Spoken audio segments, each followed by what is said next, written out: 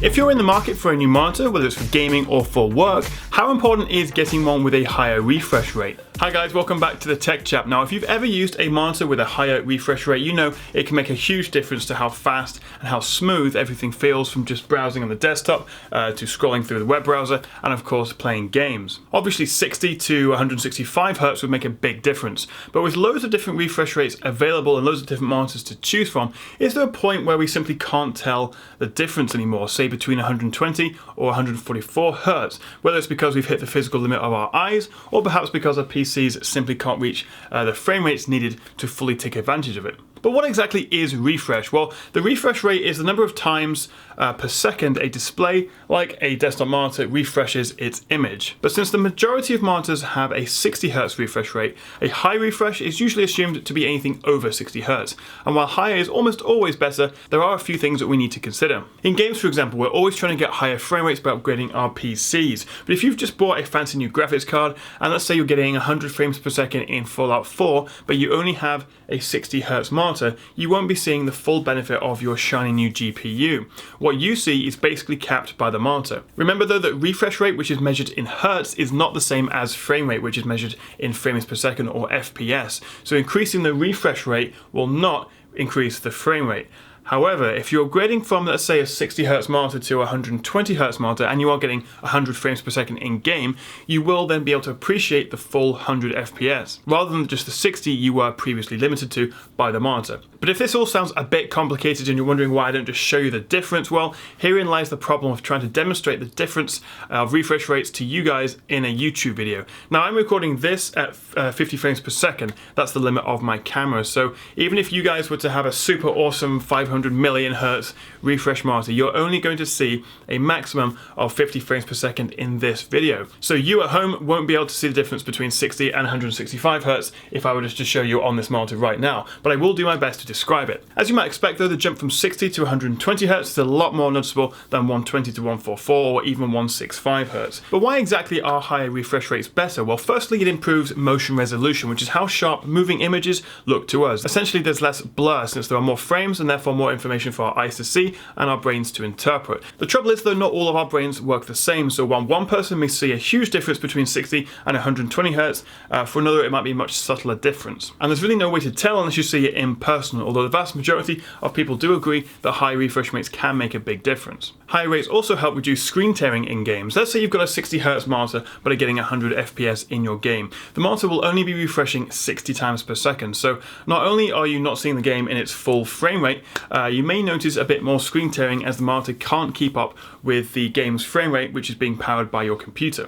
Of course, you can just enable VSync, which caps the frame rate and does reduce screen tearing, but it has other issues like creating higher input lag, and you could of course miss out on getting a higher, better FPS. The good news though is that recent adaptive sync technologies like G-Sync and FreeSync have much bigger impact on reducing screen tearing with little to no side effects, aside from making the monitors usually quite a bit more expensive. So high refresh rates and G-Sync would be an ideal combination for a gaming monitor, as G-Sync gives you the same minimal input lag as if it were running at the monitor's maximum refresh rate, let's say 120 Hz, even if you're not getting the full 120 frames per second in games. Now this all sounds great for gamers, but if you just do bits of work or web browsing on your computer, do you really need higher refresh rates, since it's unlikely you'll care about screen tearing and frame rates in games?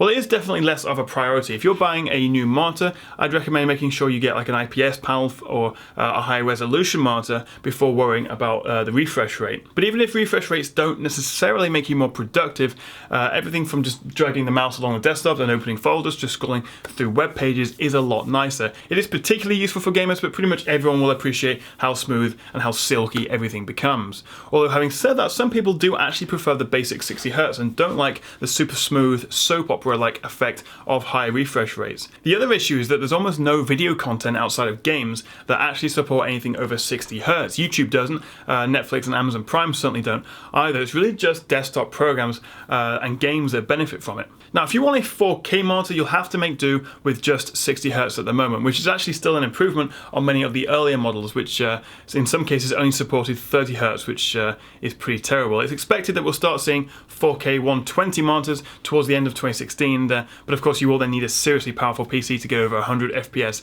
in games at 4K. There's also some ultra-wide monitors that are beginning to support higher rates too, like the Acer Predator X34 and Asus PG34HQ, which offer between 75 and 100 Hz. It's not as high as some traditional 16:9 monitors, but it would be a noticeable step up from 60 Hz. In terms of ports and connections, be careful of HDMI 1.4 as this only supports high refresh rates up to 120 Hz at 1080p.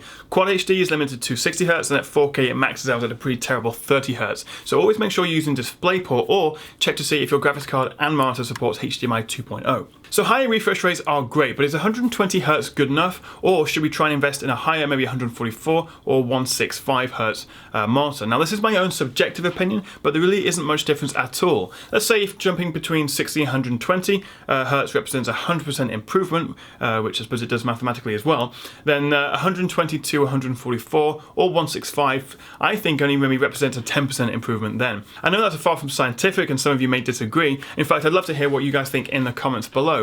But I would wager if you were sat in front of two monitors, one a 120 Hz model and one 165 Hz model, you'd struggle to tell the difference side by side. I reckon a large part of it is probably a placebo effect. If you've just upgraded a 120 Hz monitor to a 165, say like this Asus PG279Q, you're probably going to convince yourself it is noticeably better if you've just spent like 700 quid. And even that would be a best case scenario and assumes you're consistently reaching the maximum refresh rate of the monitor, so you say you're getting the full 144 or 165 FPS in games. Look at how low I have to turn down the settings in Fallout 4 to get anything anywhere near 144 or even 165 Hz. Granted that is at a Quad HD resolution, and of course you can always turn the graphics settings down more or play maybe a slightly more optimized game, but in order to actually get the full high frame rates to take advantage of the high refresh rates, then you are going to have to sort of compromise on some settings a lot of the times, unless you have a triple 980 Ti SLI setup or something. But having said all that, high refresh rate monitors are still worthwhile, and I do strongly recommend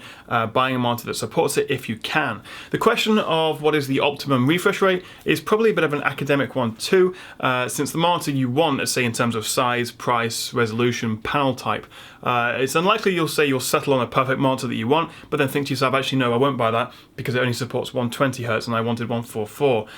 Basically, obviously higher is better, but don't worry if the one you want only has 100 or say 120 Hz refresh. It's much better than 60 Hz, and I think there is significant diminishing returns when you get above 120. So I hope you found this little overview of refresh rates useful and not too boring. As always, I would be keen to hear what you guys think. Are refresh rates a big deal for you? Let me know in the comments below. Thank you very much for watching, guys. Please do like and subscribe, and I'll see you again on the Tech Chat.